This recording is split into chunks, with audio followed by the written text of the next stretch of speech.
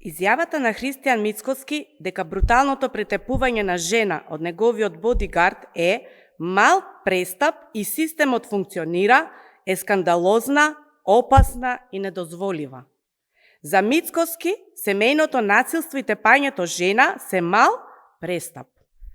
Поразителна порака до сите жени, жртви на насилството во државата. Наместо јасна осуда, Мицкоски избра да го минимизира делото и практично да застане во заштита на насилникот, но и на Панче Тошковски. Со вакви ставови, Мицкоски испраќа порака дека блиските луѓе на власта се привилегирани и заштитени дури и кога вршат тешки кривични дела. Во исто време, ова е отворена политичка заштита за министерот Панче Тошковски, министерот за заштита на криминалот и корупцијата на Мицкоски и ВМРО ОКГ.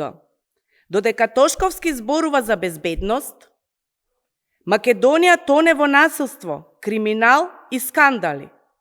Семејното насилство е на секој чекор, а често завршува трагично и покрај бројни пријави кои институциите ги игнорираат. Млада жена и дете беа убиени и покрај 12 пријави за насилство. МВР било слепо и глуво.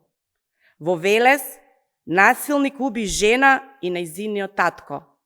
Во Старо Нагоричане, серијски убиец убиваше жени со години, додека институциите не реагирале.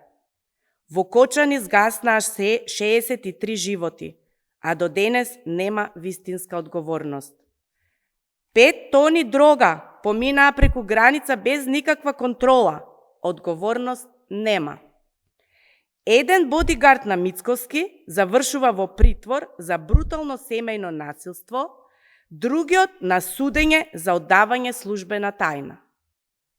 Бројни случаи на врсничко насилство и тепачки меѓу деца секојдневно ја потресуваат јавноста, последниот пример во Ѓорче Петров. Македонија стана држава во која насилството е нормализирано, а одговорност нема.